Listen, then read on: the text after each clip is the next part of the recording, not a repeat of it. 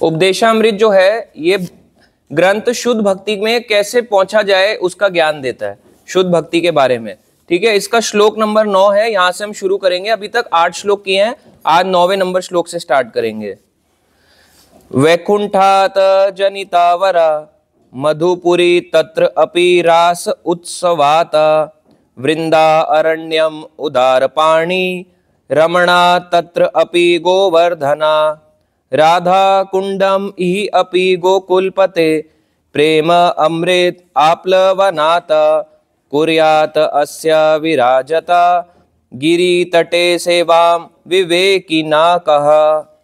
तो इस श्लोक का अनुवाद पढ़ते हैं और ऑनलाइन जो भक्त हैं वो भी सुनते रहें इसका अनुवाद।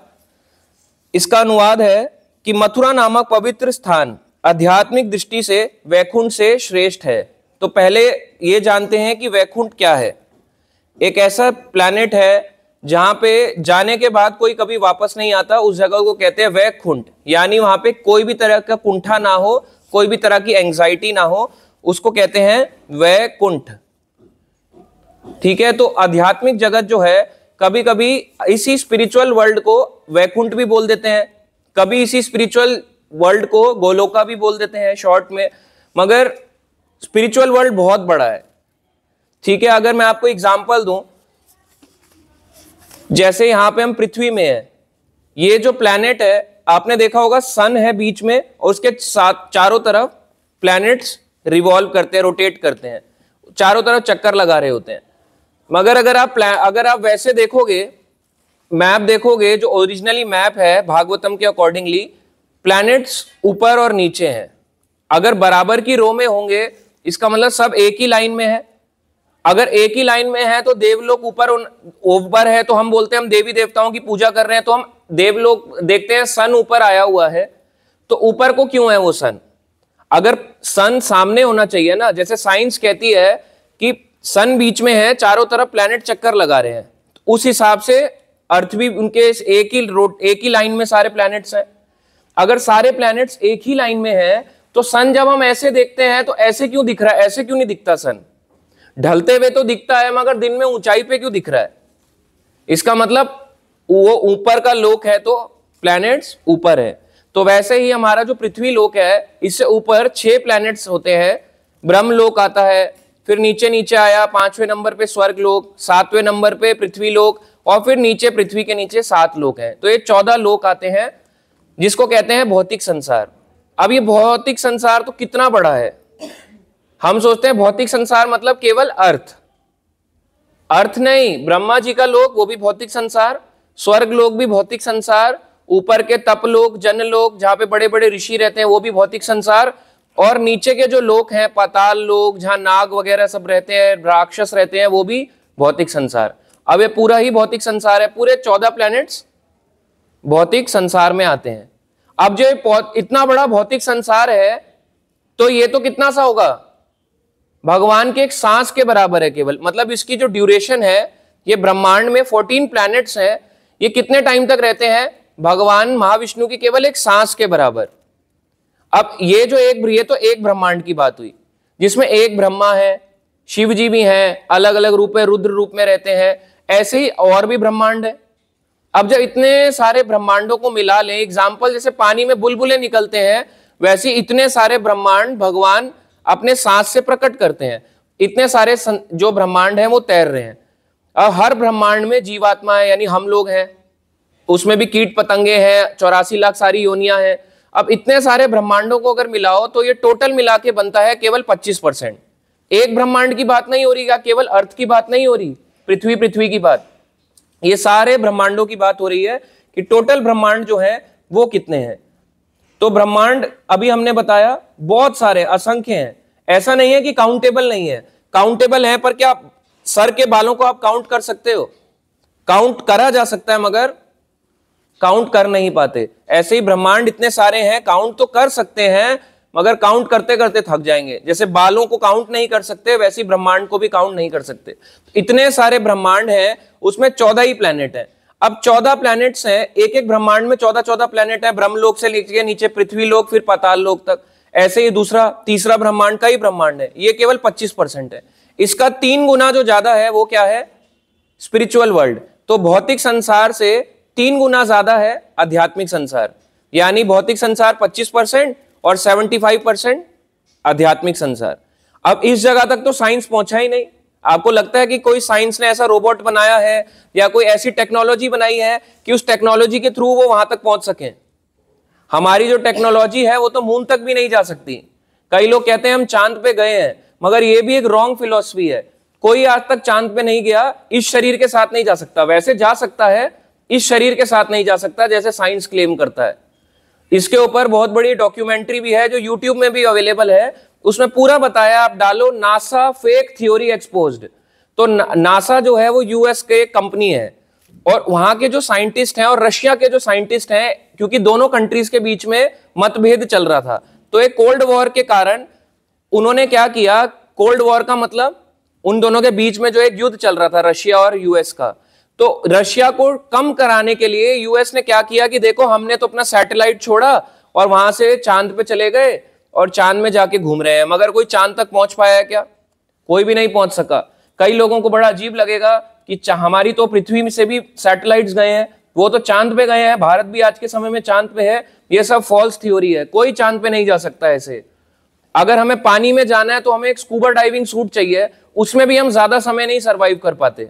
कुछ समय के बाद वापस वो स्कूबा डाइवर पानी की उसके ऊपर आ जाता है। और हम मून पे गए हैं ये सोच के कि मून में भी आराम से हम पहुंच जाएंगे, कोई कुछ नहीं करेगा। मून के देवता कौन है? सोम देवता। वहां पे चंद्र देवता है, उनका नाम है सोम। अब वो देखेंगे कि ये मेरे प्लेनेट में एंटर कर रहा है, तो क्या ऐसे ही एंटर करने देंगे? अगर आप एक सिटी से दूसरे सिटी में भी जाते हो, एक स्टेट से दूसरे स्टेट में भी जाते हो, तो टोल टैक्स भरना पड़ता है। एक कंट्री से दूसरे कंट्री भी जाते हैं तो वीजा लगाना पड़ता है, पासपोर्ट चाहिए होता है। तो जब एक कंट्री की बॉर्डर में है, सिटी की बॉर्डर में है, और तो और छोड़ो, अगर एक आपको बिल्डिंग के अंदर भी घुसना है तो भी परमिशन की रिक्वायरमेंट होती है। अगर आज हम कहीं क्लास के लिए भी आ रहे हैं तो यहां पे भी परमिशन की रिक्वायरमेंट होती है। और वहां पे मून में पहुंच गए, क्या वो ग्रह खाली था कि परमिशन की रिक्वायरमेंट भी नहीं पड़ी? तो ये सब फॉल्स थ्योरी है। ऐसे ही चांद में कोई नहीं जा सकता। तो साइंटिस्ट आध्यात्मिक संसार के बारे में तो जानते ही नहीं। ये तो सिर्फ भौतिक संसार की बात है, सन मून तक भी नहीं जा सकते।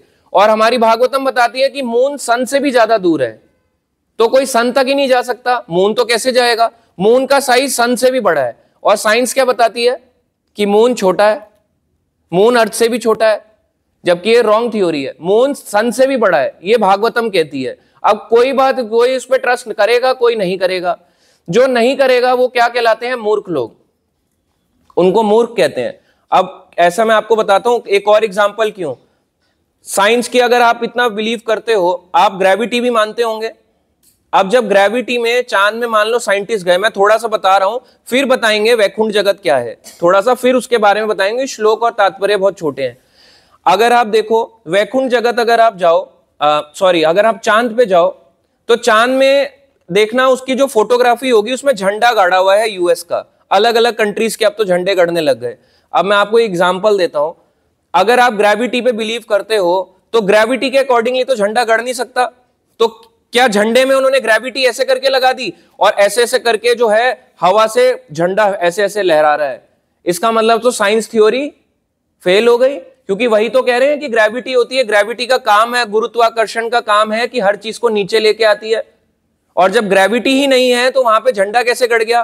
पहली थ्योरी एक्सपोज हो गई। तो ये एक फॉल्स थ्योरी थी जो नासा ने, यानी यूएस के साइंटिस्ट ने ये गलत हमें बताई, और वही आज के समय में हमारे स्कूल्स में हमें पढ़ाया जाता है। तो हम पहुंच ही नहीं सकते जहां का हम वहां का कहां का अंदाजा लगा रहे हैं, इसलिए वो चीज वैसे ही गलत हो गई। अब आपको दूसरी थ्योरी बताते हैं। अगर वहां पे कोई ऑक्सीजन नहीं है, ऑक्सीजन सिलेंडर लेके जब एक हॉस्पिटल में होते हैं तो भी पेशेंट के पास एक व्यक्ति को खड़ा होना पड़ता है उसको ऑक्सीजन को देने के लिए।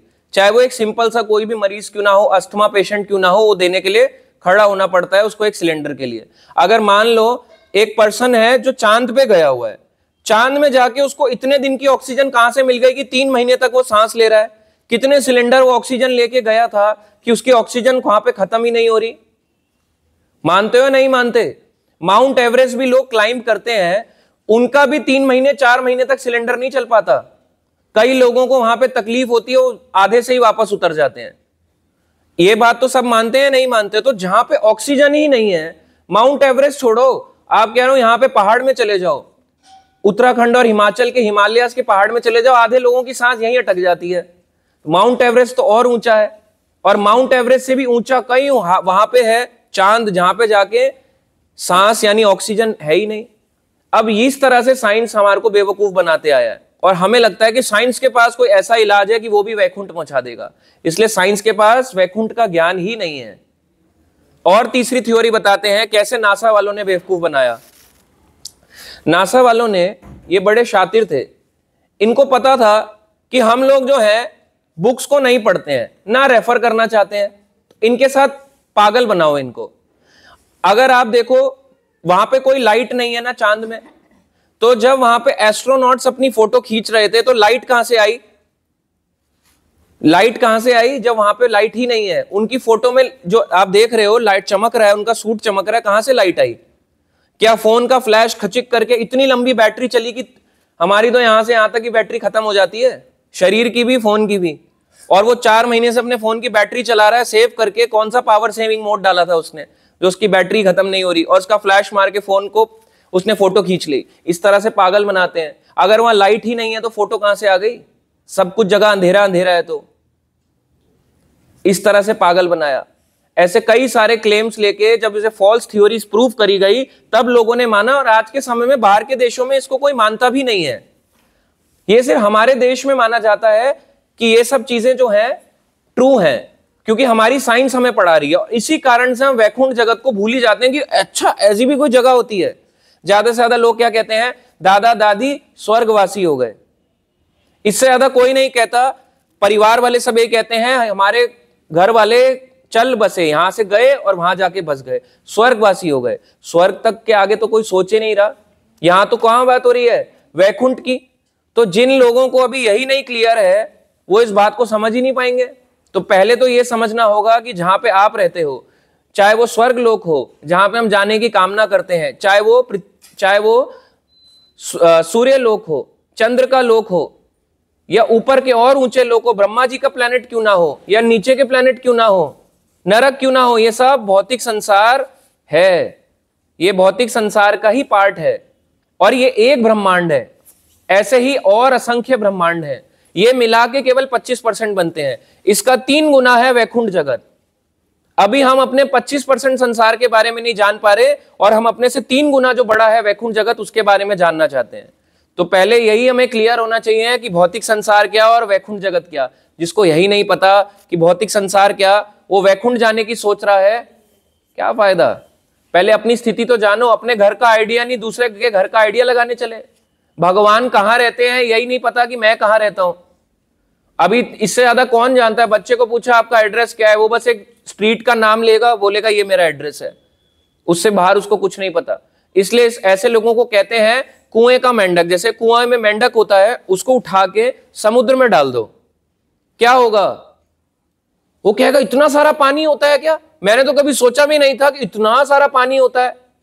और जब वो वापस आके दूसरे वाले मेंढक को बताएगा, तुझे पता है मैं ना समुद्र में गया था, वहां पे इतना विशाल पानी है, पानी ऐसे ऐसे ऐसे करके आता है, ऐसे जोर से करके एक साइड फेंकता है, फिर मैं पानी की तरफ ऐसे ऐसे उछल के जाता हूं, फिर समुद्र मुझे जोर से थप्पड़ मार के फेंकता है पीछे को। अब वो कुएं के मेंढक को दूसरे मेंढक को जाके बताएगा, कहेगा पागल हो गया है, ऐसा कुछ नहीं होता। इसे कहते हैं कूप मंडूक न्याय, यानी कुएं के मेंढक जैसी दृष्टि रखना कि मैं इसके आगे नहीं सोच सकता। तो पहले तो इस चीजों पे बिलीव करना होगा शास्त्र पे कि वैकुंठ नाम का भी एक जगत है। वैकुंठ ऐसा जगत है कि जहां पे कोई नो कुंठा, वैकुंठ यानी नो एंजाइटी, कोई तरह की कुंठा, किसी तरह की वहां परेशानी नहीं होती। जन्म मृत्यु जरा व्याधि के वो परे है। वहां पे भगवान विष्णु का धाम है, या नारायण कह लें, उनका धाम है वैकुंठ जगत। अभी हम उसके बारे में ज्यादा एक्सप्लेन नहीं करेंगे, सिंपल आपको बताया कि भौतिक संसार के ऊपर आता है वैकुंठ जगत। तो मथुरा नामक पवित्र स्थान आध्यात्मिक दृष्टि से वैकुंठ से श्रेष्ठ है। आप इसका मतलब समझे कि मथुरा नामक जो स्थान है वो वैकुंठ से भी श्रेष्ठ है, चाहे वो मथुरा यहां का हो चाहे वहां का हो। जब भगवान कृष्ण या भगवान विष्णु आते हैं तो जो धाम उनका इस संसार के परे है उसी धाम को लेके वो यहां पे भी आते हैं, एज इट इज। आपको एक और एग्जाम्पल देता हूं, ठीक है, एग्जाम्पल से अच्छा समझ में आता है। जैसे मैं यहां पे हूं, ठीक है, मुझे अपना घर शिफ्ट करना है। मेरा घर दिल्ली के बाहर शिफ्ट हो गया, किसी सिटी में शिफ्ट हो गया, मुंबई शिफ्ट हो गया। अब मैं मुंबई जाऊंगा, खाली हाथ जाऊंगा? आप अगर भाई घूमने भी जाते हो 2 दिन के लिए भी, तो क्या करते हो, अपना सामान लेके जाते हो। मगर काफी सारा सामान लेके जाते हैं, नहीं लेके जाते? बैग्स में सब कुछ, कपड़े भी, जैकेट्स भी, सॉक्स भी, स्वेटर्स भी, शूज भी, स्लीपर्स भी, हर तरह की चीजें लेके जाते हैं। तो जब कहीं जाते हैं तो अपना सामान लेके जाते हैं। और अकेले जाते हैं, साथ में जाते हैं? कई लोग अकेले सोलो ट्रैवलर भी होते हैं, मगर ज्यादातर हम लोग साथ में लेके जाते हैं। ऐसे ही जब भगवान आएंगे तो क्या वो अकेले आएंगे इस जगत में? तो भगवान जब ऊपर से अपने धाम से यहां को आते हैं, एज इट इज उसी धाम को यहां पे प्रकट करते हैं। जो ऐसी धाम की लीलाएं वो वहां करते हैं, यहां पे भी वो करते हैं। मगर एक बड़ा डिफरेंस आता है, उनके धाम में असुर नहीं होते, मगर जब यहां आते हैं तो इस जगह में तो असुर ही असुर हैं, तो यहां पे थोड़ा सा असुरों को भी काट पीट डालते हैं, साथ में वो लीलाएं भी जुड़ जाती हैं, इसलिए स्पेशल बन जाता है ये जगत।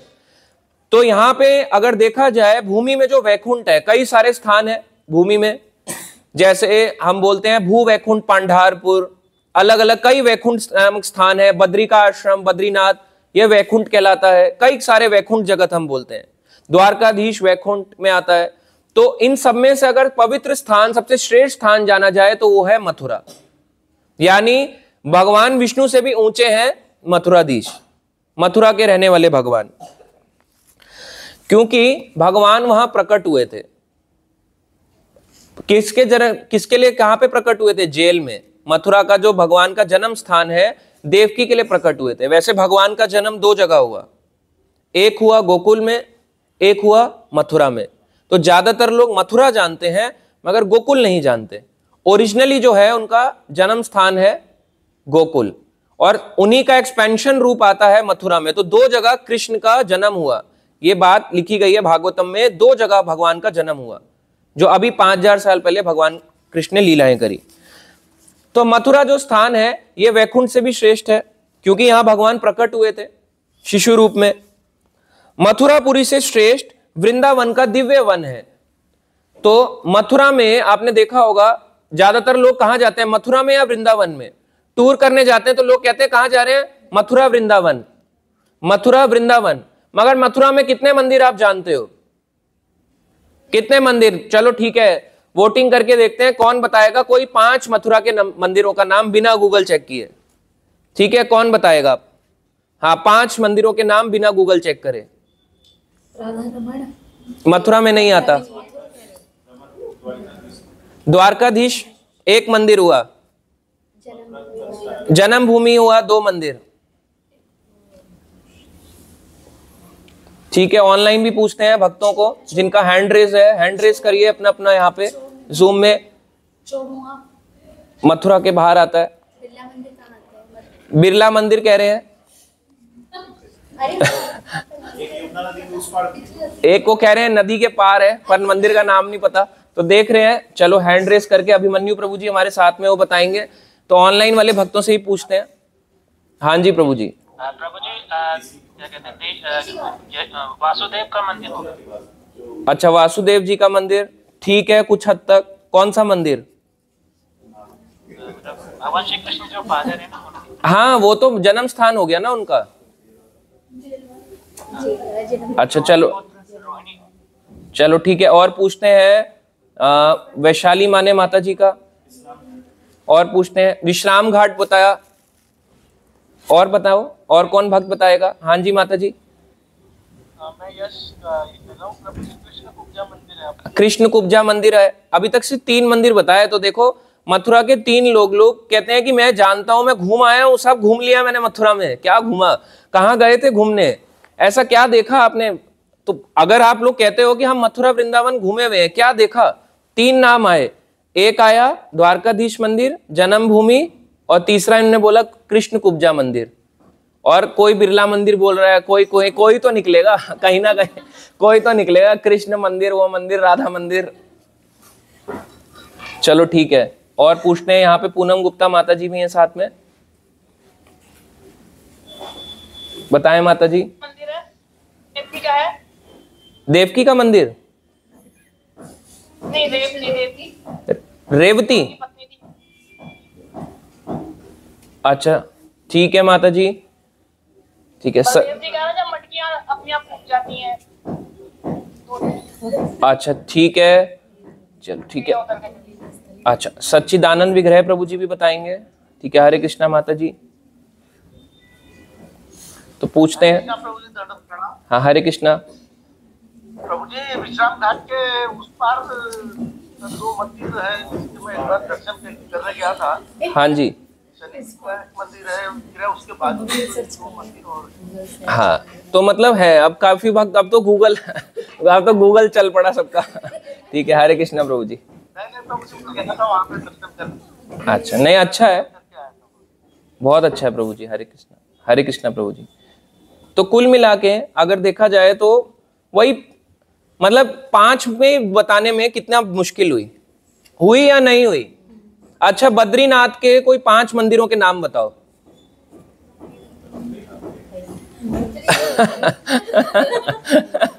हो गया, देखो कितना टफ है। तो वैकुंठ से श्रेष्ठ क्या है? मथुरा। ये बात सच है, इसलिए तो लिखा, ये झूठ थोड़ा ना लिखी है कि कहानी लिखने के लिए, गढ़ने के लिए बोल दी गई कि बस कहानी बतानी थी भगवान को, कोई कहानी के लिए भगवान ने बोल दिया, तो कहानी के लिए नहीं है। तो वैकुंठ से श्रेष्ठ है मथुरा। तो अब इसमें नेक्स्ट आता है, क्योंकि भगवान वहां प्रकट हुए थे, तो आप सब कहां जाते हो ज्यादातर? जहां भगवान प्रकट हुए थे। सबसे ज्यादा लोग जन्मभूमि में ही जाते हैं, वही बात यहां लिखी है। तो कई बार लोग सोचते हैं कि आचार्य लोग थोड़े कम समझदार थे, वो बहुत समझदार थे, उनको पता था यहीं जाने वाली है भीड़, इसलिए उन्होंने पहले ही बोला कि मथुरा जो है वैकुंठ से श्रेष्ठ है, क्योंकि वैकुंठ के बारे में तो वैसे ही लोग नहीं जानते, बिल्कुल बेवकूफ है। और फिर वैकुंठ से श्रेष्ठ मथुरा, जहां भगवान प्रकट हुए थे, तो ज्यादातर लोग वहीं भीड़ जाती है। अब मथुरापुरी से श्रेष्ठ वृंदावन का दिव्य वन है, यानी मथुरा से श्रेष्ठ वृंदावन कहलाता है। ऐसा क्यों? मथुरा में जाते हो तो वहां पे कोई भी आपको नहीं मिलेगा ज्यादा राधे राधे बोलता हुआ, मगर वृंदावन में जाओगे मिल जाएगा। मथुरा में आपको थोड़े से भक्त और साधु रूप भक्त भी कम मिलेंगे, साधु थोड़े कम मिलते हैं मथुरा में, थोड़ा वैसा सिटी वाला कल्चर ज्यादा लगता है। मगर वहीं पे जाओ वृंदावन में तो भक्त बहुत ज्यादा मिलते हैं। ऐसा हुआ है नहीं हुआ, आपने देखा होगा, जो जो गया है प्रैक्टिकली, मथुरा में साधु थोड़े कम दिखते हैं, वृंदावन में ज्यादा दिखते हैं। वृंदावन में राधे राधे ज्यादा बोलने वाले हैं, मथुरा में कम है। और मथुरा में कॉमर्शियलाइजेशन ज्यादा है, वृंदावन में कम है, पर आज के समय वहां भी बढ़ गया है, फिर भी मथुरा से कम है। तो मथुरा जो है इससे श्रेष्ठ क्या हुआ? वृंदावन। तो वृंदावन में भी वैसे देखा जाए तो टोटल 12 वन है, जिसको शॉर्ट में कभी कभी वृंदावन भी बोल दिया जाता है। जो हम कृष्ण लीला बुक पढ़ते हैं तो उसमें शॉर्ट में ना आप देखोगे हर जगह को वृंदावन वृंदावन लिखा हुआ है। आप कृष्ण लीला अगर बुक पढ़ोगे, लीला पुरुषोत्तम भगवान श्री कृष्ण, हर जगह उसमें लिखा हुआ है वृंदावन वृंदावन। अब जब मैंने भी वो शुरू में मैंने पढ़ी तो मैंने कहा जब सारी चीजें वृंदावन में हुई है, ये कहां पे है ये जगह कि भगवान ने वृंदावन में गोवर्धन उठाया? वृंदावन में कहां उठाया भगवान ने गोवर्धन? क्योंकि वृंदावन कहीं और है, गोवर्धन कहीं और है। तो पूरे ही ब्रजमंडल को पहले वृंदावन बोल दिया जाता था। तो ये जो 12 वन है, जिसमें आता है बहुला वन, ताल वन और वृंदावन, कामावन, तो ऐसे 12 टोटल वन है। तो 5 वन इधर है, 7 वन यमुना नदी के इधर है, इस तरह से है। ठीक है, तो इनमें से श्रेष्ठ वन है वो है वृंदावन, क्योंकि ज्यादा भीड़ वहीं जाती है। अभी लोगों को पूछो क्या बहुला वन गए हैं? कितने लोग गए हैं? एक भी हाथ नहीं उठेगा। अच्छा, आप ताल वन गए हैं? फिर हाथ उठेगा, एक भी हाथ नहीं देखा, एक भी हाथ नहीं उठा। अच्छा, तीसरा आपको बोले अच्छा आप कामावन गए हैं? फिर देखा एक भी हाथ नहीं उठा। अच्छा, आप मधुवन गए हैं? मधुवन में भी देखा एक भी हाथ नहीं उठा। अच्छा, आप वृंदावन गए हैं? तो लोग जोर से बोलेंगे हरी हरी बोल, राधे श्याम, ऐसे करके जोर से बोलेंगे। इसका मतलब लोग वृंदावन ज्यादा जाते हैं। तो ज्यादा फेमस क्या है? वृंदावन। ये तो आम तौर पे लोगों के लिए है, पर फिर भी 12 वनों में से सबसे ज्यादा महिमा वृंदावन की गाई गई। तो पहले जो वृंदावन था ये बहुत बड़ा एरिया था, अब तो छोटे से एरिया को ही वो वृंदावन बोल देते हैं, क्योंकि वहां पे लोग गए, इस्कॉन तक गए, बांके बिहारी गए और उसको लोग वृंदावन समझते हैं। वैसे जो वृंदावन की परिक्रमा है इसे पंचकोसी परिक्रमा भी कहते हैं। तो वृंदावन जो है ये मथुरा से भी श्रेष्ठ है, क्योंकि यहां पे भगवान कृष्ण ने लीलाएं करी। मथुरा में वो कैसे रहते थे? राजा के जैसे। मथुरा में जब अक्रूर जी कृष्ण को वृंदावन से लेके जाते हैं मथुरा, तो वहां पे क्या मथुरा में उन्होंने ग्वाल बाल के संग ऐसे खेला या उनकी पीठ पे चढ़ जाते थे? कोई नहीं चढ़ाता था उनको पीठ पे। कभी किसी का जूठा खाते थे मथुरा, भगवान मथुरा में नहीं खाते थे। क्या मथुरा में भगवान कृष्ण रासलीला करते थे? नहीं करते थे। इसलिए मथुरा में राजा रूप में, फॉर्मल रूप में रहते थे, और वृंदावन में अपनी लीलाओं को, यानी अपने जैसे घर में आदमी होता है वैसे, हमारे जैसा नहीं निक्कर वाला, निक्कर पजामे वाला नहीं, घर में जैसे आदमी रहता है तो एक कैजुअल रहता है। तो भगवान फॉर्मल नहीं रहते थे, कैजुअल रहते थे। और वही जब वो बाहर चले जाते थे कहां पे? मथुरा को, तो फॉर्मल बिहेव करते थे। और द्वारका में चले गए तो और फॉर्मल, और ज्यादा फॉर्मल होना पड़ता था। जैसे ऑफिस में अब एक घर में व्यक्ति होता है तो निक्कर पजामे में बैठा रहता है, घर का राजा होता है, शेर होता है, बाहर जाता है तो फॉर्मल बन जाता है ऑफिस में जाता ही। और कहीं स्पेशल मीटिंग में अगर उसको कहीं ले जाए कंपनी में तो और ज्यादा सूट टाई पहन के जाता है। तो भगवान वैसे ही और फॉर्मल होते जाते हैं। इसलिए वैकुंठ से श्रेष्ठ मथुरा, मथुरा से श्रेष्ठ वृंदावन, क्योंकि यहां भगवान की लीलाएं हुई हैं। और इसमें एक और रीजन भी है, जो वैकुंठ जगत है वहां पे माधुर्य भाव नहीं है। 5 अगर मेन भगवान के भाव, रस जिसे कहते हैं, एक होता है सबसे पहला दास भाव। दास होता है कि मैं वो भगवान है और मैं भगवान का दास हूं, मेरा काम है भगवान की पूजा अर्चना और भगवान की सेवा करना। तो ये एक हमारा दास भाव कहलाता है। और इसमें भाव आता है जैसे इसका एग्जाम्पल है हनुमान जी, वो अपने आप को भगवान का दास मानते हैं। गरुड़ जी वो अपने आप को भगवान का दास मानते हैं। दूसरा एग्जाम्पल वो आता है शांत भाव। शांत भाव का मतलब है जैसे कृष्ण लीला में पशु पक्षी होते हैं, शांत रहते हैं। आपने देखा होगा कृष्ण लीला में जानवर भी होते हैं, तो शांत भाव में सेवा करते हैं। पेड़ भी होते हैं, घास भी होती है, तो शांत भाव में सेवा करते हैं, तो उनको कहते हैं शांत भाव।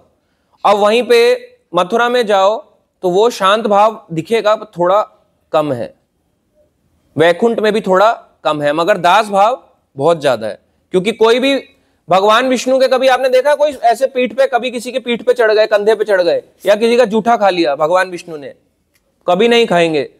या भगवान विष्णु को आप ऐसे करके ललकार भी नहीं सकते। विष्णु लेटे होते हैं तो सब लोग ऐसे ऐसे डरते हैं, और कृष्ण के सामने जाते हैं तो ऐसे एकदम सीना चौड़ा करके खड़े हो जाते हैं।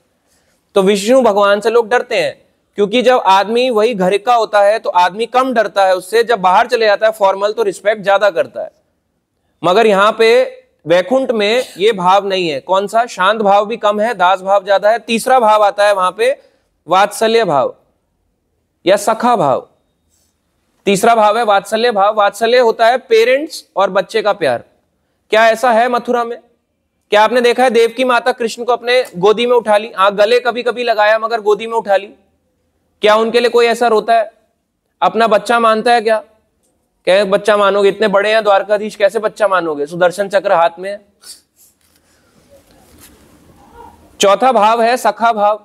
सखा भी नहीं मान सकते। कभी देखा ऐसे करके हाथ डाल दिया विष्णु के यहाँ पे, या मथुरा भगवान मथुराधीश के, द्वारकाधीश के, और कैसे है ग्वाले, ऐसे करके कोई नहीं डाल सकता। डरोगे बोलने में भी। ऐसे मंदिर में ही बोलेंगे तो ओरिजिनली जो कृष्ण लीला के पार्ट थे वो कैसे बोल देंगे। और पांचवा भाव है प्रेमी प्रेमिका का भाव। कोई भी नहीं कह सकता कि मैं विष्णु के साथ या मथुराधीश के साथ रासलीला करूंगी। कोई बोल सकता है कि मैं जो है द्वारकाधीश के साथ रासलीला करना चाहती हूं? कोई नहीं बोल सकता हूं, कि वो रथ पे रहते हैं, राजा के रूप में रहते हैं, उनकी प्रजा भी होती है, वो रासलीला करने के लिए नहीं है। तो इस तरह से मथुरा में जो है ये भाव कुछ हद तक ज्यादा है वैकुंठ से। इसलिए वैकुंठ से ज्यादा मथुरा श्रेष्ठ है, और मथुरा से ज्यादा वृंदावन श्रेष्ठ है, क्योंकि ये पांचों तरह के भाव वृंदावन में दिखते हैं। और आता है इसमें कि वृंदावन इसलिए भी स्पेशल है क्योंकि वृंदावन में प्रेमी प्रेमिका का भाव भी है, क्योंकि भगवान कृष्ण ने रासलीला भी कहां रचाई? वृंदावन में। मथुरा में भगवान ने रासलीला नहीं करी। वृंदावन के वन से भी श्रेष्ठ है गोवर्धन पर्वत। अब आप कहोगे गोवर्धन क्यों श्रेष्ठ है? हम तो देखते हैं कि गोवर्धन और वृंदावन में आधे पौने घंटे का डिफरेंस है। अभी वाला जो गोवर्धन है वो छोटा होता जा रहा है। श्राप मिला था गोवर्धन को कि तिल के जितना, तिल भर तिल रोज उसका साइज जो है घटता जाएगा। ऐसे में भी काफी छोटा हो गया है। कई लोग पहले जो आते थे परिक्रमा करने, वो कहते थे लंबी लगती थी परिक्रमा, आप जल्दी हो जाती है। जल्दी तो नहीं होती, अभी भी टाइम लगता है जिसने करी है, पर फिर भी कंपैरिजन टू अगर आप 50 इयर्स पुराने वाले लोगों से पूछो जो आज एट प्रेजेंट है, वो कहते हैं पहले लंबी फील होती थी, आज के समय में थोड़ी छोटी हो गई है, तो उसका साइज कम हो गया है। तो पहले जो यहाँ पे गोवर्धन था उसको देखो, भगवान ये इतना छोटा गोवर्धन नहीं था, ये आसमान तक छूता था। भगवान ने जो गोवर्धन भी उठाया वो कैसे उठाया? अपने बाएं हाथ की कौन सी कनिष्ठा उंगली, कनिष्ठा यानी कन्नी उंगली, इसके भी नाखून पे। और भगवान ने कैसे उठाया? ऐसे करके तो नहीं उठाया, ऐसे करके। अब भगवान ने अगर गोवर्धन को अपने से निचला दर्जा देना होता तो नहीं उठाते, तो भगवान ने अपने से भी ऊंचा दर्जा दिया गोवर्धन को। जैसे हम देखते हैं मंदिर में ऑल्टर में भगवान, पहले गुरु परंपरा होती है, गुरु परंपरा के ऊपर गौर निताई होते हैं, पंचतत्व होते हैं, फिर राधा कृष्ण होते हैं, ऐसा होता है। मगर राधा कृष्ण तो ऐसे खड़े हो गए गोवर्धन को लेके, तो यानी कृष्ण ने अपने से भी ऊंचा बताया गोवर्धन पर्वत। तो गोवर्धन जो है वृंदावन से भी श्रेष्ठ है, क्योंकि इसे भगवान श्री कृष्ण ने अपने दिव्य हाथ से उठाया था। और भगवान ने किसी चीज को नहीं उठाया, हाँ उठाया होगा अपने ग्वाल बाल लोगों को उठाया है, मगर ऐसे किसी को नहीं उठाया, ऐसे करके रेसलिंग की तरह देखा भगवान ने उठा के किसी को फेंक दिया, ऐसे किसी को नहीं उठाया भगवान ने। भगवान ने उठाया तो ऐसे करके उठाया। और यह उनकी विविध प्रेममयी लीलाओं का स्थल रहा है। गोवर्धन में भगवान ने बहुत स्पेशल लीलाएं करी हैं। अच्छा, आप पूछोगे क्या स्पेशल लीलाएं हैं? यहीं पे गोवर्धन में कृष्ण अपनी गाय चराने लेके आते थे, और राधा रानी और उनकी सखियां एक तरफ से दही और मक्खन के मटके लेके आती थी। इस तरह से उनके बीच में लड़ाई भी होती थी, प्रेम जिसे कहते हैं प्रेम पूर्वक लड़ाई हुई होती थी, और उसके बाद वहां पे रासलीला भी होती थी। कई वहां पे स्थान है, इसलिए गोवर्धन जो है ये, इसमें राधा कृष्ण के चरण पड़े हैं, इसलिए इसका स्थान ज्यादा इंपॉर्टेंस दी गई।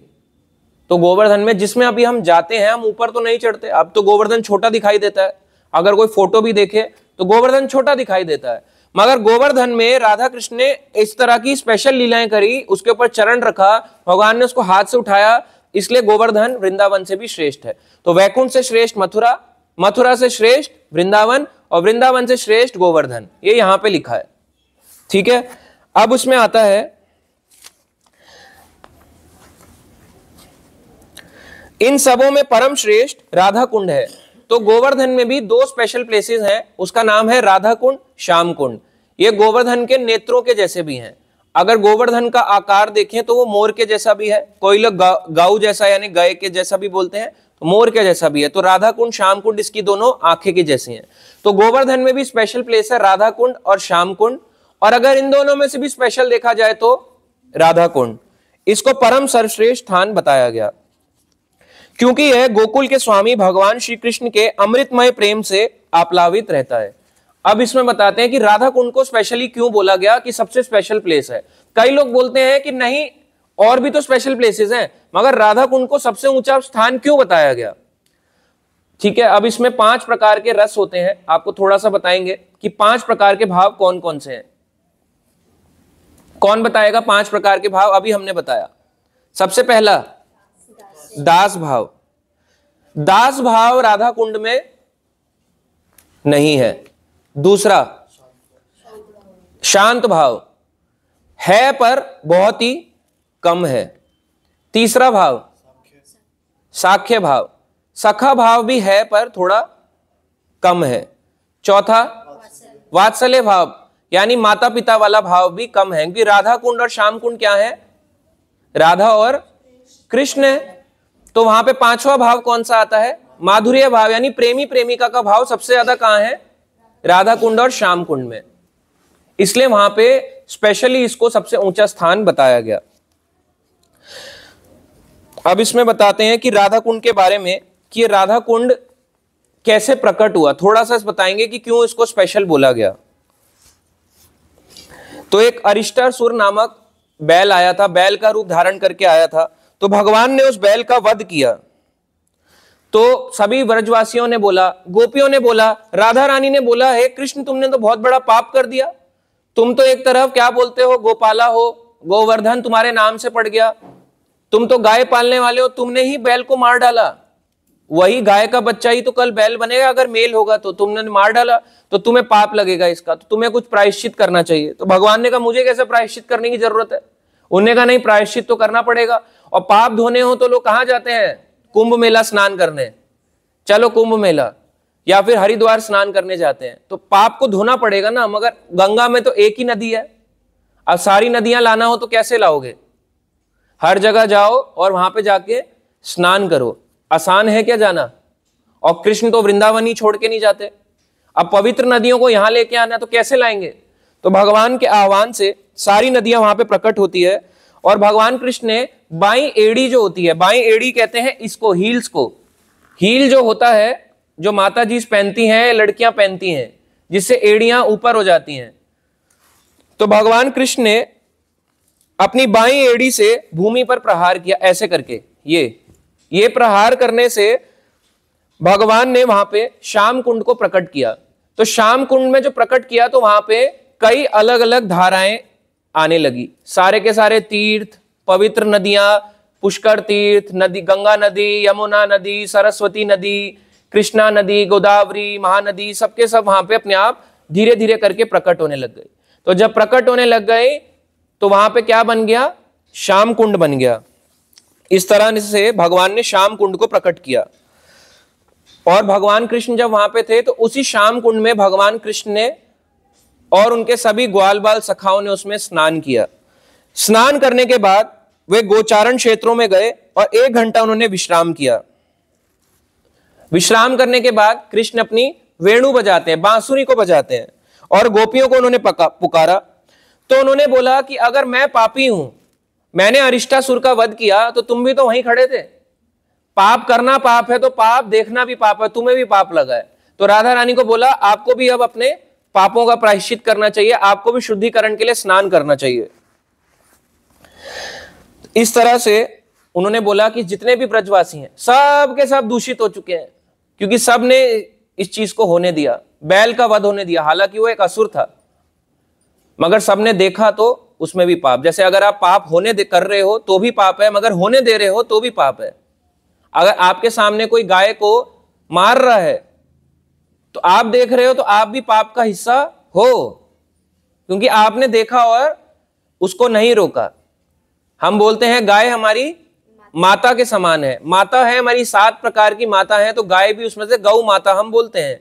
और आपकी मम्मी को कोई मारे तब तो हमारा सीना, बताऊं तुझे, ऐसे करके आते हैं मारपीट करने, और वहीं पे कोई गाय को मारे तो मार ले कोई बात नहीं, ये हमारी माँ थोड़ना है, दूध देती है, दूध हम पीते हैं, खीर खाते हैं, सब कुछ खाते हैं, घी भी खाते हैं इसका, मगर इसको मार लो हमें कोई फर्क नहीं पड़ता, हमें कोई गुस्सा नहीं आता, क्योंकि गाय सिर्फ माता बोलने के लिए है, रियल में नहीं है। ऐसा अगर हम सोचते हैं तो हम भी उस पाप के हिस्से बन जाते हैं। ऐसी राधा रानी को कृष्ण ने बोला कि आपने पाप देखा है, आप सब भी नहाओ, आप सबको भी स्नान करना होगा।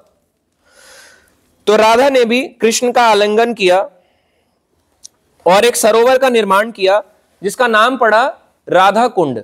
तो राधा कुंड राधा रानी के नाम से ही वो क्या पड़ा, सरोवर का नाम राधा कुंड। तो आप देखते हो राधा कृष्ण की जब भी लीलाएं होती हैं तो हमेशा उनको अलग भी होना पड़ता है। राधा रानी आती है बरसाना से, कृष्ण आते हैं नंदगांव से, और बीच में कहीं मिला करते थे। कभी कभी गोवर्धन में आते थे तो वहां पे रासलीला करते थे, मोस्टली हमेशा वहां आके रासलीला करते थे गोवर्धन में। एक तरफ से राधा रानी आती थी अपनी गोपियों के साथ, एक तरफ से कृष्ण आते थे, तो गोवर्धन में मिलते थे, उनका मीटिंग पॉइंट था। जैसे लड़का लड़की को बुलाते ना, वहां मिल जाइयो, तेरा वेट करूंगा मैं, ऐसे ही उनका मीटिंग पॉइंट आ जाता था गोवर्धन। सबसे ज्यादा मीटिंग पॉइंट उनका, कई मीटिंग पॉइंट थे, उसमें से एक था गोवर्धन। तो राधा कृष्ण की कई लीलाएं चली ऐसे ही। तो गोवर्धन में जब वो मिला करते थे तो कई बारी उनको बिछड़ना भी पड़ता था। जब शाम का समय आता था तो राधा रानी को वापस जाना पड़ता था। जैसे अंधेरा हो जाता है तो माता जी क्या बोलती हैं, पापा डांटेंगे, पापा को पता चल गया तो, या मम्मी मारेंगी, ऐसा करके माता जी सोचती हैं। वैसे ही जो प्रभु जी होते हैं वो क्या बोलते हैं, अरे कहाँ रात हुई, अरे अभी तो 5 ही बजा है, तुम घर जाने की सोच रही हो, मैं छोड़ दूंगा तुम्हारे को, टेंशन मत लो। ऐसा बोलते नहीं बोलते? बोलते हैं। ऐसे ही राधा कृष्ण की स्पेशल लीला प्लेसेस हैं, वो क्या कहलाता है? गोवर्धन। इस गोवर्धन में भी जो राधा कुंड और श्याम कुंड है, ये राधा रानी और कृष्ण का ही स्वरूप है। अब राधा कृष्ण वैसे अलग अलग हो जाते हैं जब सामने होते हैं फिजिकली, हालांकि कभी अलग नहीं होते, शक्ति शक्तिमान कभी अलग नहीं होता, मगर फिर भी क्योंकि लीला दिखा रहे हैं तो अलग भी जाना पड़ता है। और भगवान जब मथुरा चले गए तो पूरी तरह से ही अलग हो गए राधा रानी से, और राधा रानी उनके विरह में रहती थी, ब्रजवासी भी विरह में रहते थे। जब द्वारका चले गए तो और विरह में रहने लग गए, इस तरह से रहने लग गए। अब ये तो विरह में रहते हैं, मगर एक जगह ऐसी है जहां राधा कृष्ण कभी भी अलग नहीं होते, वो है राधा कुंड और श्याम कुंड। इसलिए उस प्लेस को स्पेशल बताया गया क्योंकि वहां पे राधा रानी और कृष्ण कभी अलग नहीं होते। और सबसे बड़ा भाव कौन सा है? माधुर्य भाव, यानी प्रेमी प्रेमिका का भाव। तो वहां पे राधा रानी और कृष्ण के जैसा प्रेम कहीं नहीं है। इसलिए तो दोनों सरोवर का मीटिंग पॉइंट, जो 2 सरोवर है राधा कुंड श्याम कुंड, उसको सबसे मोस्ट स्पेशल प्लेस बताया गया। इसलिए राधा कुंड की महिमा ज्यादा है। ऐसे ही कई अलग अलग वन है ब्रज में, अलग अलग जगहें हैं लीला स्थली, जैसे बरसाना, कामावन, और हो गया गोकुल, नंदगांव, वृंदावन। हर जगह में भगवान रहते हैं, इसमें कोई डाउट नहीं है। ये आध्यात्मिक संसार है, यहां पे ही भगवान की लीलाएं होती हैं। मगर सबसे ज्यादा माधुर्य भाव कहां पे है? राधा कुंड और श्याम कुंड में। इसलिए इसको सबसे ऊंचा बताया गया, ये भाव के कारण ऊंचा बताया गया। आप सफाई की वजह से मत देखना, भीड़ भाड़ तो है ही, राधा कुंड श्याम कुंड जाओगे भीड़ ही भीड़ मिलेगी, मगर इसको स्पेशल प्लेस इसलिए बताया गया क्योंकि यहां पे क्या है? प्रेमी प्रेमिका का भाव सबसे ऊंचा बताया गया। भौतिक वाला प्रेम नहीं, आध्यात्मिक प्रेम। इसलिए राधा कुंड श्याम कुंड की सबसे बड़ी महिमा है। अब जब राधा कुंड और श्याम कुंड प्रकट हो गए तो कितने समय तक ये रहेंगे? 5000 साल पहले ये तो लीलाएं हुई। अब भगवान कृष्ण और राधा रानी अपने अपने धाम को चले गए, गोलोक धाम को चले गए। अब यहां पे क्या होगा? जब राधा कृष्ण चले जाएंगे तो जो कुंड भी हैं वो कहेंगे उन्हीं का तो रूप है, चलो राधा कृष्ण गए, हमें भी चलना है, यहां से चलने लगो। तो वो भी वहां से लुप्त होने लगते हैं, तो अपने दिव्य स्वरूप से अप्रकट हो गए थे। तो एक बार जो है वज्रनाभ जी, जो भगवान कृष्ण के पड़पोते हैं, तो कृष्ण के पड़पोते वज्रनाभ, जितनी भी लीला स्थलियां खो गई थी भगवान कृष्ण की, तो शांडिल्य मुनि ने कहा कि राधा कृष्ण जा चुके हैं, अब आप एक काम करो, दोबारा से सारी वृंदावन की, व्रज की लीला स्थलियों की खोज करो। तो उनके पड़पोते यानी वज्रनाभ जी ने सारी लीला स्थलियों की खोज करनी स्टार्ट करी। उससे पहले दिखती नहीं थी, उससे पहले दिखती भी थी तो क्या दिखता था? पेड़ है, जंगल है, शेर है, हाथी है, बाघ है, चीते हैं, बस यही दिखता था। मगर उन्होंने दोबारा से, वज्रनाभ जी ने सारी लीला स्थलियों को खोजने की स्टार्ट करा।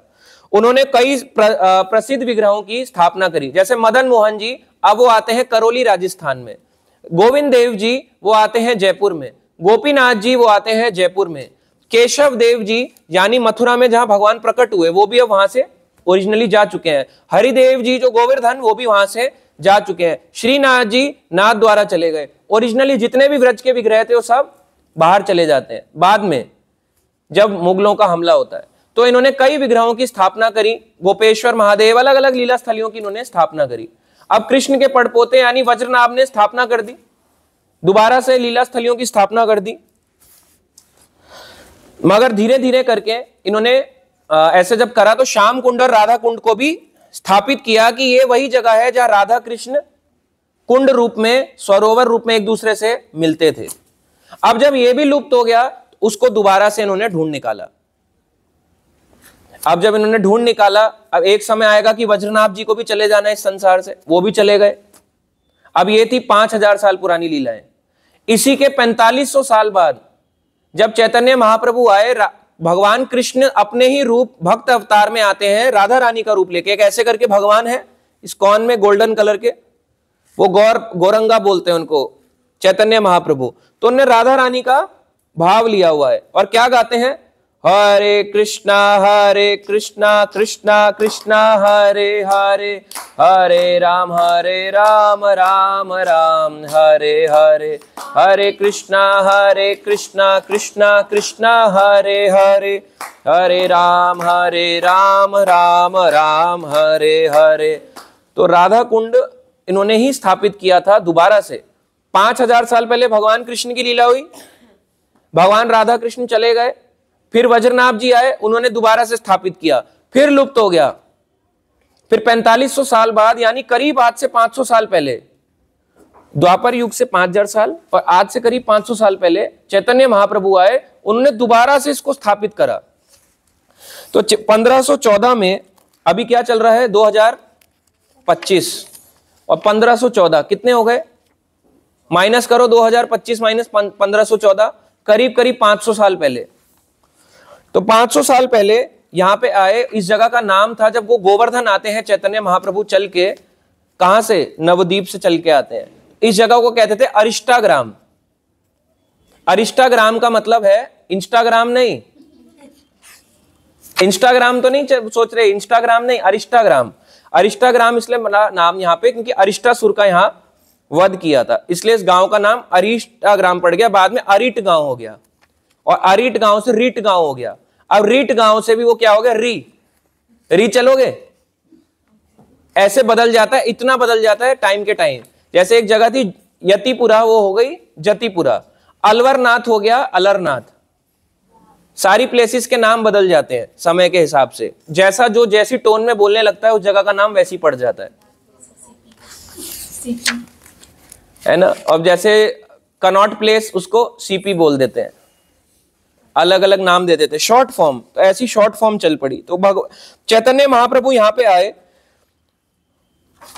तो उस समय वहां पे केवल खेत ही खेत थे, वहां केवल शेर रहते थे। जहां पे आज के समय राधा कुंड पे जाकर जो लोग स्नान करते हैं, फोटो खींच के डालते हैं, वहां पे केवल शेर बाघ चीते रहते थे। हाथी हूती, जंगली हाथी, घास थी, झाड़ियां थी, कुछ नहीं था, जंगल था वो पूरा का पूरा, केवल घने वन थे। तो धान के खेतों के मध्य में वहां पे 2 छोटे छोटे कुंड थे, बहुत छोटे छोटे। तो स्थानीय जो वहां के ब्रजवासी लोग थे वो उनको कहते थे गौरी कुंड और काली कुंड, यानी एक गोरा कुंड है, काला कुंड है। तो वहां के लोग बस इतना जानते थे, गौरी कुंड काली कुंड, आज से 500 साल पहले। तो जब चैतन्य महाप्रभु वहां पहुंचे, तो वहां पहुंचने के बाद श्याम कुंड के पास में एक तमाल वृक्ष के नीचे बैठे। उस समय कोई भी नहीं जानता था कि एक राधा कुंड और श्याम कुंड है। तो धान के 2 खेतों के बीच में उन्होंने इसको दोबारा से इसकी महिमा का गान किया। वो समझ गए चैतन्य महाप्रभु की ये कौन सा स्थान है जहां राधा कृष्ण सरोवर रूप में मिला करते थे, यानी राधा कुंड और श्याम कुंड रूप में एक दूसरे से मिला करते थे। इसलिए उस स्थान की बहुत महिमा है। इसलिए चैतन्य महाप्रभु आए, जब उन्होंने देखा धान के खेत होते हैं ऐसे ऐसे पानी के बीच में, पानी के बीच में आपको क्या कुछ मिलाई पता ही नहीं लगेगा, पानी दिखेगा बस। मगर चैतन्य महाप्रभु भगवान तो समझ गए कि यहीं पे है राधा कुंड श्याम कुंड, तो उन्होंने ही इसको ढूंढ निकाला दोबारा से। तो ये कोई काल्पनिक चीजें नहीं है। लोग सोचते हैं कि गड्ढा खोदा बना दिया राधा कुंड, गड्ढा खोदा श्याम कुंड बना दिया। दोबारा से जो खो गया था उसको दोबारा से पुनः स्थापित किया चैतन्य महाप्रभु ने, रीस्टैब्लिश किया। और वहां पे जितना भी छोटा सा जल राशि थी उसी में ही चैतन्य महाप्रभु ने स्नान किया। और जैसे ही स्नान किया, उनके क्या कहते हैं, रोमांच, यानी बाल जो होते हैं, इसको कहते हैं hair standing on the end. ये बाल जो है खड़े हो जाएंगे। रोमांच का मतलब होता है जब भगवान का नाम लो या भगवान का प्रसाद पाओ तो रोमांच होना चाहिए शरीर में। हमारे हो रहा है रोमांच, इतना सा भी नहीं, रोंगटे खड़े होना जिसे कहते हैं। वैसे रोंगटे वर्ड जो है उसका मतलब यही है कि बाल खड़े हो जाना, रोंगटे खड़े। किसी के होए रोंगटे, रोमांच आया शरीर में, आया ऐसे करके, कुछ लहर सी आई शरीर के अंदर, प्रसाद पाके या कीर्तन सुन के या भगवान का नाम सुन के, हरे कृष्णा कृष्णा कृष्णा हरे हरे, हरे राम राम राम हरे हरे। आया रोमांच? आप कह रहे रोमांच नहीं आया, मगर चैतन्य महाप्रभु ऐसे नहीं थे, उनके शरीर में उनको रोमांच आया करता था। यानी करंट जैसे शरीर में दौड़ता हो ऐसा आता था, और बाल उनके खड़े हो जाते थे ऐसे करके। तो कई लोग वहां पे समझ गए थे कि ये कोई साधारण पुरुष नहीं है, ये कौन है, स्वयं भगवान है। ये कोई साधारण पुरुष होते तो क्या ऐसे हो सकता है? और उसी के वहां पे उन्होंने, चैतन्य महाप्रभु ने दोनों कुंडों की रज से, यानी दोनों जो कुंड में जो छोटा सा पानी था धान के खेत के बीच में, चैतन्य महाप्रभु ने उन्हीं के छोटे छोटे कुंड को बताया, राधा कुंड, ये श्याम कुंड है, और वहां पे उनकी मिट्टी से ऐसे करके तिलक लगाया। जो आप देखते हो वो कौन से कलर का होता है? ब्लैक कलर का। एक्चुअली वो अब ब्लैक हुआ है, मगर वो जैसे मिट्टी होती है पुरानी हो जाती है, उन्हीं की रज का उन्होंने तिलक लगाया, तो उसी को लोग ब्लैक तिलक को क्या बोलते हैं? राधा कुंड की तिलक है। तो वो चैतन्य महाप्रभु ने लगाया। वो कौन थे? भगवान है, वो तो कुछ भी लगा सकते हैं। आप लगा लो, हम नहीं लगाना चाहिए। लगा सकते हैं, जब जाएं तब लगा सकते हैं, एक दो बार, मगर रेगुलर रूप में हमें देखना चाहिए कि कृष्ण गीता में क्या लगा रहे हैं। येलो कलर का गोपी चंदन, गोपी किसका? कौन सी गोपी? सारी गोपियां, चाहे राधा रानी और उनकी सारी सखियां हैं, उन्हीं की तो चरण का रज है, तो ये भी तो वही है। इसको भी लगाओगे तो ये भी कम नहीं है, ये भी गोपियों की चरण धूली ही है। लगाने में कोई गड़बड़ नहीं है, मगर उसकी पवित्रता ज्यादा है। उसको आप जाके ऐसे नहीं घूम सकते कि पैंट शर्ट पहन के काला तिलक लगा के घूम रहे हो। या तो उतनी पवित्र है तो लगाएं। वो तो चैतन्य महाप्रभु थे ना, उन्होंने लगाया उतने पवित्र। अब लोग पैंट शर्ट लगा के घूमते हैं, वो गलत नहीं है ऑब्वियसली, मगर उसकी पवित्रता होनी चाहिए। मान लो अगर आपको पूजा अर्चना करनी हो तो साफ सुथरा नहा धो के करनी चाहिए या नहीं करनी चाहिए? वैसे उसको लगाने के भी नियम है। हर कोई ऐसी लगा के घूम लेता है, वो ठीक नहीं है, इसलिए ऐसा नहीं लगाना चाहिए। फेस्टिवल्स पे या कभी वहां जाए तो लगा सकते हैं। तो इस तरह से चैतन्य महाप्रभु ने इनको स्थापित किया। अब आता है छोटा सा कि जब चैतन्य महाप्रभु थे तो चैतन्य महाप्रभु के एक भक्त थे, उनका नाम था रघुनाथ दास गोस्वामी। जो आप देखते हो इतने सारे राधा कुंड के आसपास ब्लैक कलर का तिलक लगाए घूमते रहते हैं, सब साधु हैं, इतने सारे बड़े बड़े भक्त हैं। वो कौन है? तो ये कैसे स्टार्ट हुआ? तो यहां पे रूप और सनातन गोस्वामी जो दोनों भाई थे वो यहां आए थे। मैं आपको दिखाऊं रूप सनातन कौन है। जो ये दोनों भाई आप देख रहे हो, रूप सनातन गोस्वामी, ये दोनों यहां पे आए थे राधा कुंड श्याम कुंड पे लीला स्थलियों की खोज करने। तो वहां पे बैठ के ये ग्रंथों को लिखा करते थे, अलग अलग ग्रंथों को लिखा करते थे।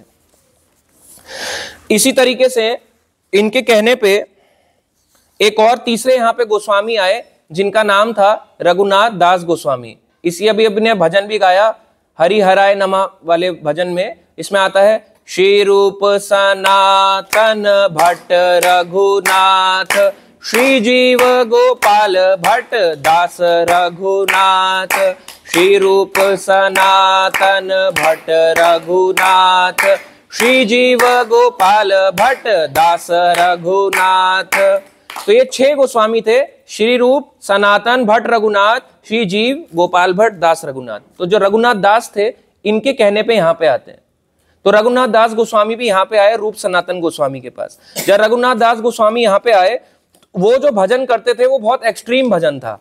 मतलब वो भजन में इतना होते थे कि वो बैठे बैठे लीला में प्रवेश कर जाते थे। जैसे यहाँ बैठे हो आप करो हरे कृष्णा कृष्णा कृष्णा हरे हरे, हरे राम राम राम हरे हरे, लीला में पहुंच गए सीधा कृष्ण लीला में। राधा कृष्ण की लीला में जो अप्रकट रूप से लीला हो रही है वहां पे पहुंच जाया करते थे। क्योंकि एक मंजरी थे, यानी एक स्पेशल गोपी थे जिसका नाम था रति मंजरी। तो ये स्पेशल गोपी थे, यही बन के आए थे रघुनाथ दास गोस्वामी। तो ये भजन किया करते थे और ये राधा कुंड का ऐसे तिलक लगाया करते थे ब्लैक रंग का। तो वहीं पे बैठ के भजन और मानसिक रूप से भगवान की सेवा करते थे। एक जैसे इनका आम तौर पे रोज होता था 2000 दंडवत प्रणाम करना, 2000 दंडवत करते थे, 2 बार या 3 बार गोवर्धन की परिक्रमा करते थे एक दिन में एवरेज, रोज 3 घंटे 4 घंटे भागवत कथा करते थे। और एक दिन में कम से कम मिनिमम 64 माला या उससे ऊपर ही करते थे, 108 माला 100 माला लेके टारगेट लेके चलते थे। रोज का इनका यही रूटीन था। वो दिव्य थे क्योंकि तभी तो स्पेशल गोपी हैं, रति मंजरी थे ना। इस तरह से वो सेवाएं किया करते थे। तो उनके एक बार उनके मन में चैंटिंग करते करते इच्छा हुई कि ये छोटा सा तालाब है जो चैतन्य महाप्रभु ने दोबारा से खोजा है। और ये कितना था उस समय? बहुत छोटा सा, यानी इसका साइज जो बताया जाता है वो है केवल 12 वर्ग फीट, यानी 12 स्क्वायर फीट। 4 फीट ऐसे, 3 फीट ऐसे, 4 फीट लंबाई 3 फीट चौड़ाई, एरिया बनता है 12 स्क्वायर फीट। 4 फीट ऐसे 3 फीट ऐसे, तो छोटा सा कुंड था। अब इन्होंने सोचा ऐसा क्या करें कि इन कुंडों को दोबारा स्थापित करो। तो चैंटिंग करते करते इनके मन में इच्छा जागी। अब जब इच्छा जागी कि कुंड बड़े हो जाए, बाद में अपने मन को धत्कारते हैं, कहते हैं ये कैसा है, मेरा मन के अंदर ऐसी इच्छा जाग गई कि इसमें भी भौतिकता है, मैं भगवान से इच्छा कैसे मांग सकता हूं। हमारा काम इच्छा मांगना नहीं है, हमारा काम तो सेवा करना है, उनकी इच्छाओं को पूरी करना है, हमारी इच्छा नहीं पूरी होनी चाहिए। मगर फिर भी भगवान उनकी बात को जान गए। तो भगवान ने उनकी बात को जानने के बाद एक उनको स्पेशल टास्क दिया। भगवान जब जान गए तो भगवान ने चाहा कि अब इनके थ्रू मैं एक बड़ा राधा कुंड और श्याम कुंड बनवाऊंगा, रघुनाथ दास गोस्वामी के थ्रू। तो रघुनाथ दास गोस्वामी के थ्रू इन्होंने चाहा। तो एक बार की बात है, एक बहुत ही धनवान व्यक्ति जो होते हैं बड़ी धनराशि लेकर बद्री का आश्रम यानी बद्रीनाथ को जा रहे थे। तो बहुत सारी धनराशि थी, चलो धनराशि लेके बद्रीनाथ को चलते हैं, वहां पे दान करने जा रहे थे। तो उसी समय उनके स्वप्न में ले जाने से पहले स्वप्न में उनके आया, सपने में भगवान आते हैं। भगवान ने उन व्यक्ति को आदेश दिया, आप ये जो धनराशि लेके जा रहे हो ना बद्री का आश्रम बद्रीनाथ में, वहां मत जाओ। आप एक काम करो, वहां पे मेरा एक भक्त रहता है रघुनाथ दास गोस्वामी, उसको बड़े कुंड बनाने के लिए इसकी जरूरत पड़ेगी और उसको जाके दान कर दो। इस तरह से भगवान ने उनको कहा, एक बड़े व्यक्ति को, एक बड़े बिजनेसमैन को, कि आप जाके उनको कर दो। इस तरह से रघुनाथ दास गोस्वामी के पास वो आते हैं, पूरा का पूरा उन्होंने स्टोरी सुनाई, ऐसे ऐसे भगवान मेरे सपने में आए, उन्होंने कहा बद्रीनाथ में मत दान करना, आप कहाँ आओ, राधा कुंड श्याम कुंड में आके दान कर दो, यहाँ राधा कुंड श्याम कुंड बनेगा।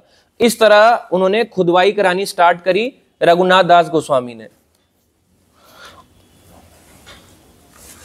और अगर आप देखोगे राधा कुंड जो है, जो करंट राधा कुंड श्याम कुंड है, ये रघुनाथ दास गोस्वामी ने बनवाया था। इतना जो आप देखते हो गहरा है, राधा कुंड बहुत गहरा है। अगर आप देखोगे बहुत बहुत डीप है, बहुत ज्यादा डीप है, बहुत ही नीचे तक है राधा कुंड का। उसका जो अगर आप देखोगे उसका बाउंड्री देखोगे तो वो स्क्वायर जैसी है, और वहीं श्याम कुंड की जो बाउंड्री है वो कैसी है, थोड़ी रेक्टेंगल नहीं है, थोड़ी ऐसे है, कोना कोना वाले हैं, अलग से हैं। तो ये जो राधा कुंड है ये स्क्वायर शेप का है, वो भगवान कृष्ण के बाएं दाएं चरण जैसा है। बाएं से तो उन्होंने कुंड को प्रकट किया था, श्याम कुंड को, मगर जो उसका शेप है वो उनके राइट पैर के जैसा है। भगवान कृष्ण का जो राइट पैर है कैसे रहता है, ऐसे ऐसे टेढ़ा रहता है। इस तरह से भगवान कृष्ण के पैर के जैसा है वो, उसका आकार श्याम कुंड का। तो वहां पे जब वो श्याम कुंड को बनवा रहे थे तो वहां पे 5 वृक्ष उन्हें मिले। वो 5 वृक्ष के लिए जब उन्होंने सोचा कि इनको कटवा देते हैं, इनको कटवा के भगवान का धाम मिल जाएगा, इनको कटवा के श्याम कुंड बना देते हैं। तो जब उनको ये आया पता चला तो 5 युधिष्ठिर उनके सामने प्रकट हुए और वो बोलते हैं रघुनाथ दास गोस्वामी को कि हमें मत कटवाना, हम 5 पांडव भाई हैं जो यहाँ पे रह के बिना किसी को डिस्टर्ब करे पेड़ के रूप में रह के भजन करते हैं। तो जो भी वहां के पेड़ होते हैं, वृंदावन के पत्तियां होती हैं, वो भजन करने वाले भक्त होते हैं, साधु होते हैं, उनको उसी रूप में रह के भजन करने में आनंद आता है। जैसे कृष्ण होते हैं, कृष्ण लीला में भी पांडव थे, और जब यहाँ पे आ गए राधा कृष्ण तो उनको भी ये लीला देखनी है। तो पांडव वहां पे पेड़ के रूप में रह के शांत रूप में बैठ के शांत भाव में भजन करते हैं और उनकी लीलाओं का आनंद लेते हैं। इसलिए श्याम कुंड में 5 कोनों में 5 पेड़ थे। अब वो बताते हैं, पूरा नहीं, उसमें ज्यादा डिटेल में नहीं जाएंगे, पर इस तरह से 5 पंच पांडव वहां पे रहते हैं श्याम कुंड के 5 तरफ। इसलिए उसका आकार जो वैसा है थोड़ा डिफरेंट है, स्क्वायर शेप का नहीं है ना सर्कुलर शेप का है। वो कुंड थोड़ा सा टेढ़ा टेढ़ा बना हुआ है। उस समय तो खाली लैंड इतना था, कटवा देते, प्लॉटी तो काटना था। हाँ देखो ऐसा है, मैं आपको दिखाता हूं। ये देखो, ये है श्याम कुंड, ऐसा दिखता है श्याम कुंड, ऐसा दिखता है श्याम कुंड, इस तरह से है श्याम कुंड। तो ये श्याम कुंड है, और राधा कुंड जो है वो स्क्वायर शेप का है। ये डिफरेंस आया क्योंकि वहां पे 5 पांडव वृक्ष के रूप में रहते हैं। राधा कुंड के बीच में एक और छोटा सा कुंड है, उसका नाम है कंचन कुंड। राधा कुंड के बीच में आप देखना एक छोटा कुंड आता है बीच में, उसको कहते हैं कंचन कुंड। वो भी 4 दीवारी से घिरा हुआ है। तो जब वो कुंड को बना रही थी राधा रानी और उनकी सखियां गोपियां बना रही थी, तो अपने कंगनों से उन्होंने उसको खोदना शुरू किया था राधा कुंड को। जैसे कृष्ण ने श्याम कुंड बनाया, वैसे राधा रानी ने और गोपियों ने भी अपना राधा कुंड बनाया। तो जो राधा कुंड है वो उनके कंगनों का कुंड है, यानी राधा रानी के कंगन का कुंड है, इसलिए उसका नाम पड़ा राधा कुंड के सेंटर के नाम का कंचन कुंड। तो वहां पे कई बार भक्तों ने देखा, अभी नहीं कई साल पहले दोबारा से इसको रीस्टैब्लिश किया था 1941 में, क्योंकि मुगल्स आए थे फिर उसको तोड़ दिया था। जो रघुनाथ दास गोस्वामी ने बनाया था उसको फिर तोड़ दिया था, 1941 में इसका रीस्टैब्लिशमेंट हुआ। तो भक्तों ने देखा कि वहां से दूध की धारा बहती है राधा कुंड के बीच में। अभी हम गए, हमें नहीं मिली थी, पर उस समय दूध की धारा बहती थी। तो वहां जो दूध की धारा है, ये बताया जाता है भक्तों के थ्रू कि ये जो क्षीर सागर, जहां भगवान जहां विष्णु लेटे रहते हैं, तो वही क्षीर सागर का दूध यहां से प्रकट होता था। यानी सारी पवित्र नदियां, सारे के सारे पवित्र चीज, जितने भी पवित्र हैं तीर्थ, यहाँ पे राधा कुंड में रहते हैं। इसलिए कोई वहां तीर्थ में जाए, एक नहीं भी जाए चलेगा, मगर यहां जरूर आए।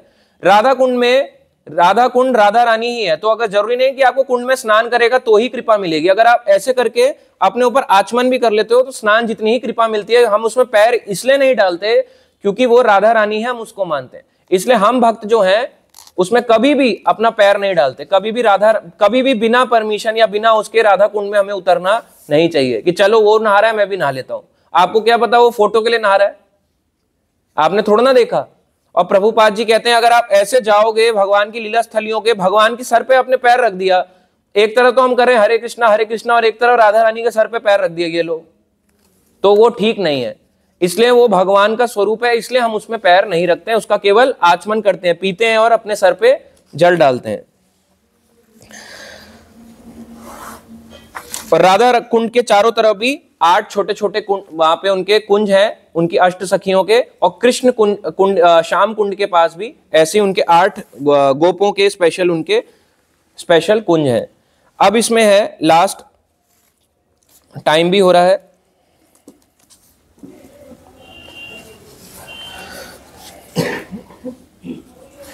कि इतना महत्व होने के बाद भी अब हम जान गए कि सबसे बड़ा राधा कुंड की महिमा इतनी ज्यादा क्यों है। इसी में अनुवाद में लिखा है, तब भला ऐसा कौन बुद्धिमान व्यक्ति होगा जो गोवर्धन पर्वत की तलहटी पर स्थित इस दिव्य राधा कुंड की सेवा करना नहीं चाहेगा। इस राधा कुंड की हम सेवा कैसे कर सकते हैं? यहां पे तो लिखा है सेवा करनी चाहिए, तो कैसे कर सकते हो आप सेवा? वहां पे गंदगी मत करने दो, जो फेंक रहे हैं उनको डांट लगाओ कि ये राधा रानी है, इस पे कुछ भी मत फेंको। ऐसे करके लोग जाते हैं अपने शरीर का मैल उसमें डाल देते हैं और खुद बाहर आ जाते हैं। मत नहाओ, क्या बाहर नहा लो, इतनी नदियां कम पड़ गई, यमुना है, यमुना में नहा लो और कोई कुंड में नहा लो।